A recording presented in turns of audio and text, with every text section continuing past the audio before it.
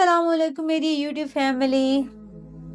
آج میں آپ کے لیے ایک ایسی کہانی لائی ہوں جس سے آپ کو ایک اچھا سبق ملے گا، جو آپ کو یہ بتائے گی کہ کس طرح سے اللہ پر یقین آپ کو کیا بنا دیتا ہے۔ یہودیوں کے گاؤں میں اللہ والے کا انجام۔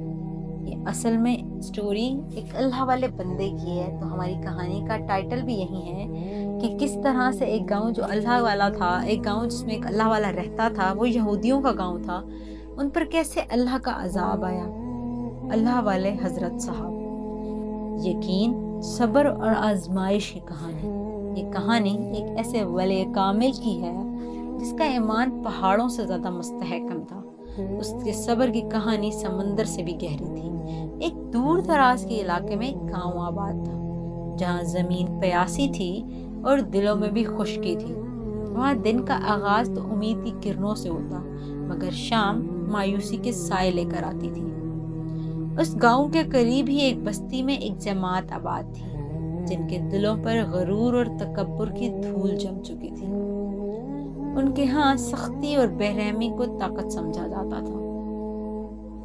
ان کی زمینیں بنجر تھی اور جب بھی وہ کنویں کھودتے تھے تلخ پانی ہی آتا تھا۔ پانی کی تلاش میں وہ لمبے لمبے سفر کرتے، مگر ان کے دلوں کی پیاس بجھنے کا نام ہی نہیں لیتی تھی۔ اب جن کی ہوس بھری بھی ہو، ان کی پیاس کیسے بجھ سکتی ہے؟ اسی علاقے میں ایک اور بستی تھی، جہاں شیخ عبد القادر نامی ایک بزرگ رہتے تھے۔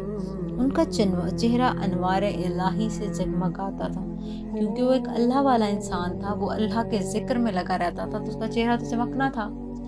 ان کی باتوں میں حکمت و دانائی ہوتی۔ وہ ہمیشہ ذکر الہی میں مشغول رہتے، تہجد گزار تھے، اس اللہ کے خاص بندوں میں شمار تھے۔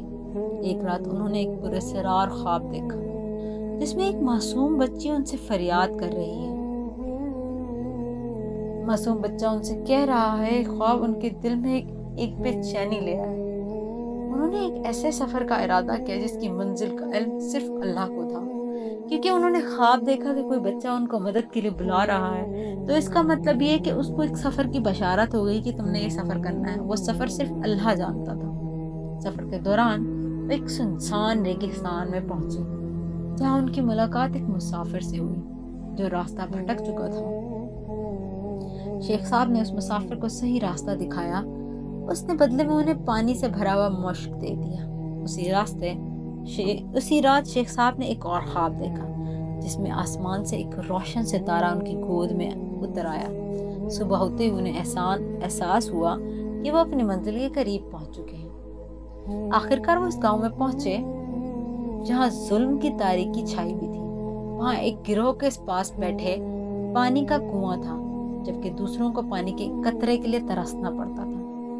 جب شیخ صاحب نے اسے ناانصافی کے خلاف آواز اٹھائی تو انہیں قید کر لیا گیا۔ قید کے دوران ایک عجیب واقعہ پیش آیا۔ ظالموں کا میٹھے پانی کا کنواں یکایک کڑوا ہو گیا۔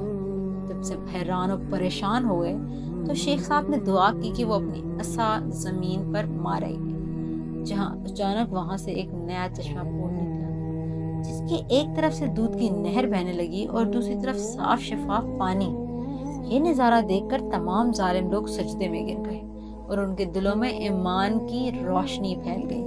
اب دیکھیں، پہلے سختی تھی، اللہ کی طرف سے ان کے لیے آزمائش تھی، لیکن جب انہوں نے اللہ والے انسان کا کہنا مان کر کے اللہ کی طرف رخ کر لیا تو کس طرح سے اللہ نے ان کو نواز دیا۔